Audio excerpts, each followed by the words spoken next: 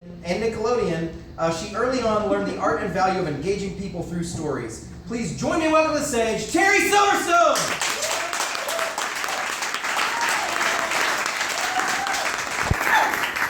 Hello. Yep, I'm Terri Silverstone. And if you had known me as a kid growing up, you would have said, boy, is she messy. Now, I don't mean my room was messy, and I don't mean that my schoolwork was messy. I mean that I was a walking billboard of messy. Spaghetti sauce all over me. Eating a peach, eating some grapes, all over me. If I was walking past a wall and it said caution, wet paint, by the time I got to that part of the room, I would have the wet paint all over me. I hated being messy. Hated it. But I couldn't do anything about it. Even as an adult, my boyfriend would say to me, and later my husband, Terri, what do you have all over you? Did you stick your arm in a bowl of blueberries? Get over here. You're all full of shmutz. Go get the stain remover. Schmutzy. I hated being schmutzy. And I especially hated schmutzy and was not about to be schmutzy on January 11, 1984. I had just gotten a new job. I was a new advertising television salesperson for MTV, music television. I was thrilled. And they were sending me to New York for my first client meeting. Oh my God. I couldn't wait. One of the things I was going to do was go to New York and watch as the MTV marketing people spoke with a big manufacturer of women's cosmetics. And I was going to watch their pitch, and if the cosmetic company decided to go with MTV, then I would be the liaison working with the advertising agency in Chicago.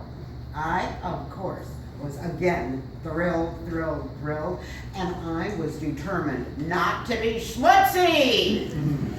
All right, I got up at 2 a.m. to get ready for my 6 a.m. flight to New York. It was snowing in Chicago, and I was going early to make sure I got there on time. I chose for my outfit my lucky dress. I had worn this dress on my interview and I had gotten the job. So I knew that it would bring me luck in my meeting.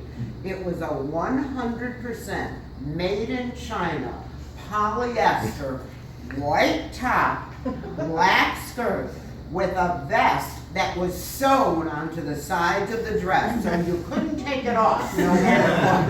You could lose that vest. It was on there for good. And on the vest were 2 giant pockets. I got up in the morning, I looked at myself in the mirror, I took the dress, I put it on, and I said, "You're not eating today. You're not drinking today. No cigarettes." I was a smoker in 1984. Just go, hit the meeting, listen, be sharp, be professional, and come home. Done. I got on the plane, the snow was coming down, there was no problem, we took off, and all of a sudden I heard the flight attendant say, "Good morning, ladies and gentlemen. We will be serving breakfast to you this morning. You have a choice of either yogurt or French toast." My heart stopped. I love French toast more than any food in the entire world. My mother, every day in grammar school, made me French toast, thick, eggy, covered in syrup. I said to the flight attendant, "French toast for me, please." The resolve completely out the window. Opened the little box with the syrup, poured it over the French toast. Couldn't be happier. Right before we landed, I went to the bathroom. As I opened the door to go in, I caught a glimpse of myself in the mirror. My entire blinded white top of my dress was covered with globs, dribbles, drips, stains of syrup that you could not even imagine. There was no way what was I gonna do? I started taking the paper towels, pull. I wet them. I started rubbing. Polyester, I don't know if you know this, does not let go of a stain once you put it on there.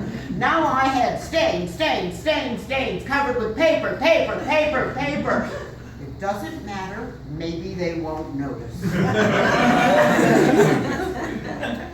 I left the plane, I got to where the taxis were, I hailed a taxi, I got in a taxi, and we sat there for 25 minutes because there was a blizzard in New York. We weren't moving. I had exactly 1 hour to get to the meeting. What was I going to do if I was late? I was getting nervous. Maybe I was hungry again. Maybe I should have had another snack. Maybe I should have gone a different dress. All right, I'm gonna have a cigarette, okay? I know I said I wouldn't, but I don't think one cigarette will hurt. Ladies and gentlemen, I can still see the tip of that cigarette flying up into the air of that cab and watching it come straight down between my legs on my black polyester flammable dress. Not a pinprick, not even a little hole. A hole that you could put a dining room plate into. A hole that looked like the pothole on a ship. But instead of the horizon, you saw my thighs. Flat.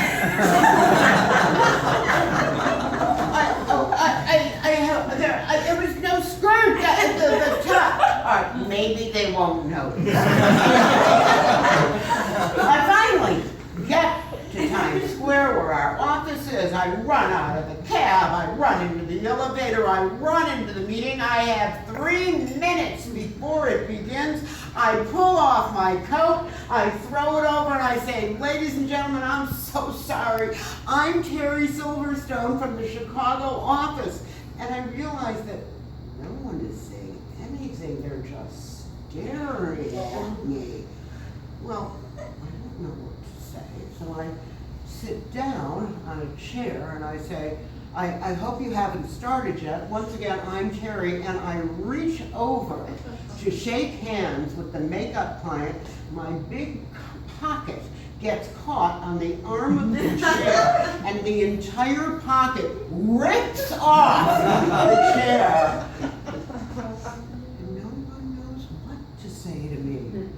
I just sat there for a minute, and the manufacturing client turned to me and he said, lady, I don't know your story, but if I was you, I'd sure start this day again. All